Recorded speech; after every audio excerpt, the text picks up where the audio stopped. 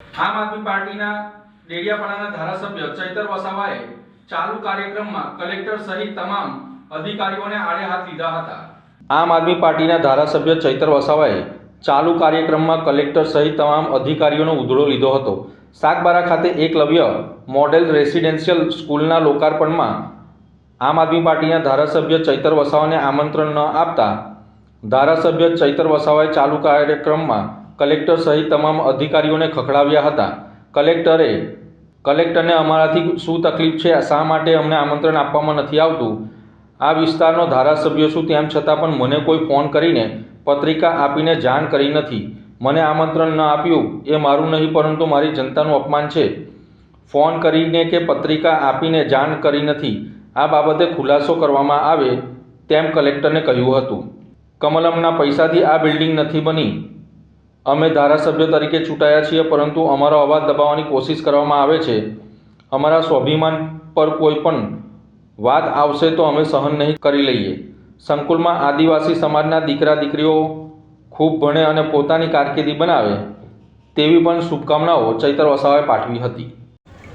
Eklavya રેસિડેન્શિયલી model school જ્યારે સાગબારામાં છેલ્લા 2013થી કાર્યરત હતી અને એનું બિલ્ડિંગ અને સંકુલ બાકી હતું, જે આજે આદિજાતિ વિકાસ વિભાગ, ભારત સરકાર અને ગુજરાત સરકારના સહયોગથી આજે તૈયાર થયું છે, ત્યારે એના લોકાર્પણમાં આદિજાતિ મંત્રી નરેશભાઈ પટેલજી, સાંસદ મનસુખભાઈ વસાવા અને તમામ પદાધિકારીઓ, કલેક્ટર અને પ્રાયોજનાની ઉપસ્થિતિમાં આજે લોકાર્પણ કર્યું છે, જેને અમે સહર્ષતાથી આવકારીએ છીએ, વધાવીએ છીએ। અને આ સંકુલમાં આદિવાસી સમાજના દીકરા દીકરીઓ ખૂબ સારું ભણે, આગળ વધે અને પોતાની કારકિર્દી ઉજળી બનાવે એવી અમે સૌને શુભકામનાઓ પણ આપી છે। સાથે અહીંના સ્ટાફ, એમના આચાર્યશ્રીને પણ અમે કીધું છે। સ્થાનિક અમે ધારાસભ્ય છે અને ધારાસભ્ય તરીકે જ્યારે પણ અમારી જરૂર હશે, નાની મોટી વાતો અમે જે પણ કંઈ હશે અમારી ગ્રાન્ટમાંથી સરકારશ્રીને ધ્યાન પર દોરી અને વહેલી તકે પૂર્ણ થાય એ બાબતે ચર્ચા થઈ છે। એક નાનું ડિસ્પ્યુટ અમારું એવું થયું કે ગુજરાત સરકારનો આ કાર્યક્રમ છે લોકાર્પણનો, મારા મત વિસ્તારમાં છે, હું અહીંયા જ છું, સાગબારા જ છું, છતાં આ કાર્યક્રમમાં જિલ્લાના વહીવટી તંત્ર દ્વારા એક ફોન સુદ્ધા મને કરવામાં નથી આવ્યો કે મને આમંત્રણ પત્રિકા પણ આપવામાં નથી આવી।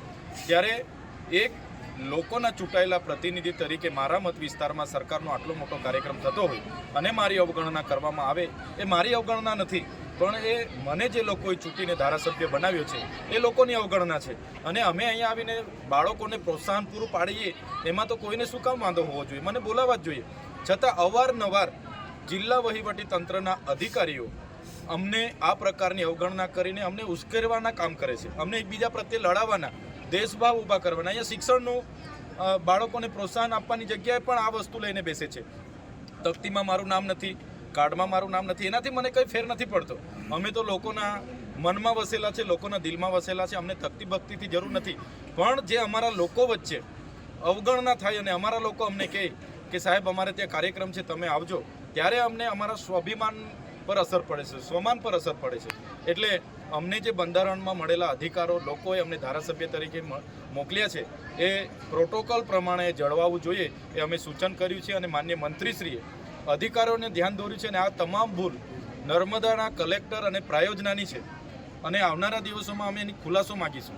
અને આ જ પ્રકારની ભૂલો વારે ઘડે કરતા રહેશે તો અમે કોઈ અમારા સ્વાભિમાન પર આવશે ત્યારે અમે સહન કરવા નથી। એમના પ્રોટોકોલ વિભાગમાં પણ હું ગુજરાત સરકારમાં લખું છું, આના ખુલાસા ત્યાંથી પણ હું માગીશ।